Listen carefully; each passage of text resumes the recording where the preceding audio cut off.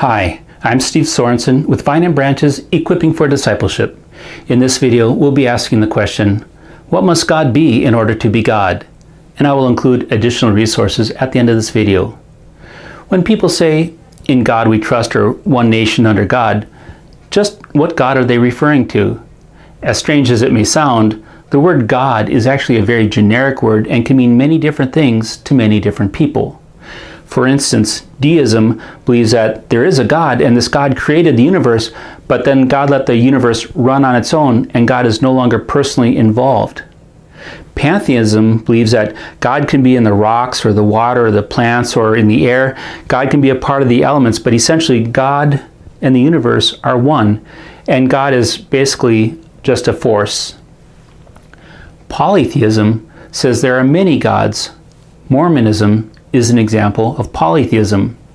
Mormons would say they believe in God, but what they really mean is they believe that Jesus is one God, the Holy Spirit is another God, and the Father is even another God. And the Father actually started out as a man, and by living a righteous life became God, and now lives on a planet near the star Khaleb. Monotheism believes that there is a creator God who is transcendent and is still personally involved in the affairs of the universe. In our last video, we discussed that if the universe has a beginning, then it has a creator, and that creator has to be eternal, transcendent, incomprehensibly intelligent, and powerful in order to have created the universe and to be personally involved in it. We also saw that science plays an important role in the evidence for the existence of God. Many scientists, when they look at the universe, they see incredible order and design. When we look at the periodic table of elements, the human genome, the Fibonacci sequence, the laws of physics, or all the other laws and principles governing science and the universe, we see order and design. The cause of order and design must be a designer, or the cause must be an architect. Life. There's no evidence anywhere that life has ever come from non-life except with the help of an intelligent outside being. The cause of life must be living. Personality.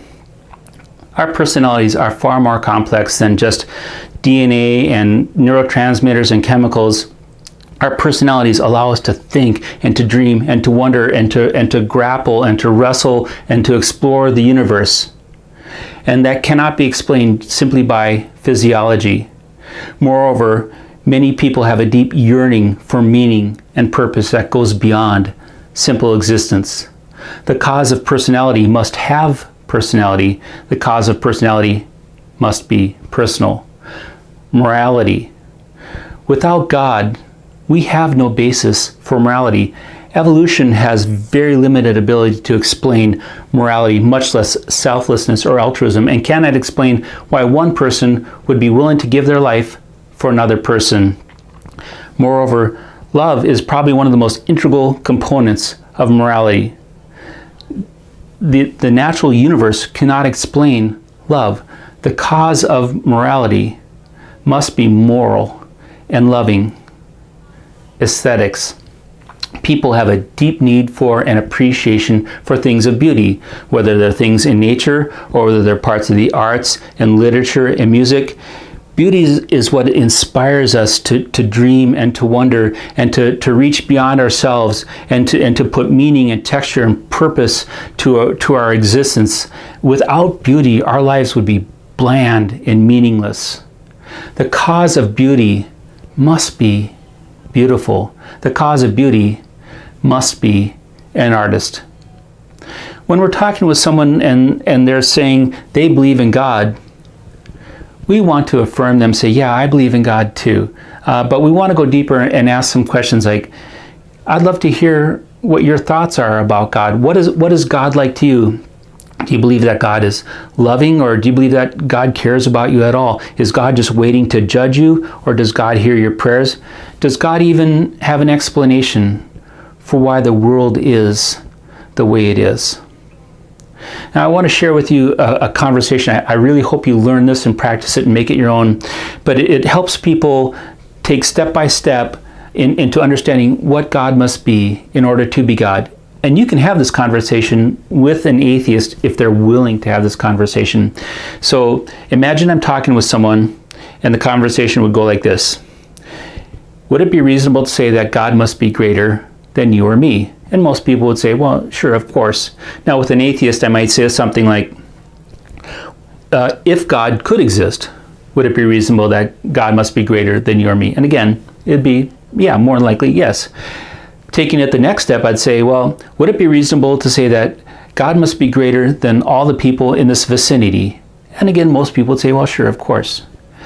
The next step, would it be reasonable to say that God must be greater than the sum of all humanity? Now, some people might, struggle with that a little bit, but we can help them along and say, well, look, would all the sum of humanity be able to even create one planet, much less put life into it? And so, yeah, of course, God must be greater than the sum of all humanity. The next level would be, would it be reasonable to say that God must be greater than the universe? And again, most people would say yes. So if this is God and God is the creator of the universe, and something could be greater than that, that would be God. And if something could be greater than that, wouldn't it be reasonable to say that that could be God? If we follow the simple logic of it, the conclusion is God must be that for which there can be nothing greater. Then we want to ask the question, which is greater, a God that's personal or a God that's impersonal? God that's personal, who loves you, maybe hears your prayers, is involved in the affairs of humanity, or a God that really doesn't want anything to do with you? And most people would say, well, of course, I'd want, God must be personal. So our conclusion is that God must be that for which there can be nothing greater. And that means God must be perfect and personal in love and in justice and in all of his attributes. And what's so cool about that is that means that God cannot not love you, and that God's justice is perfectly synchronized with his love. His love and justice are hand in glove.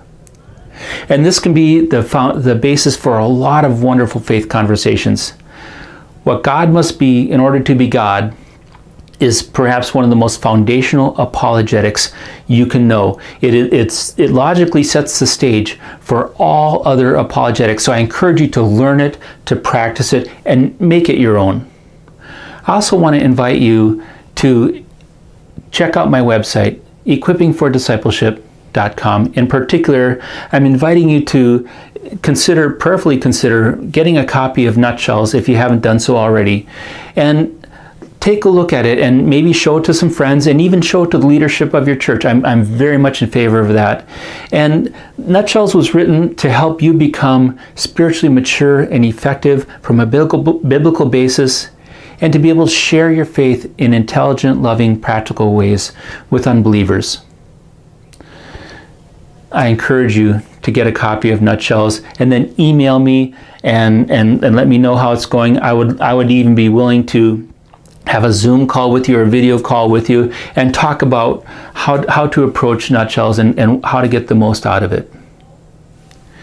In the next video, we'll be discussing the reliability of the Bible.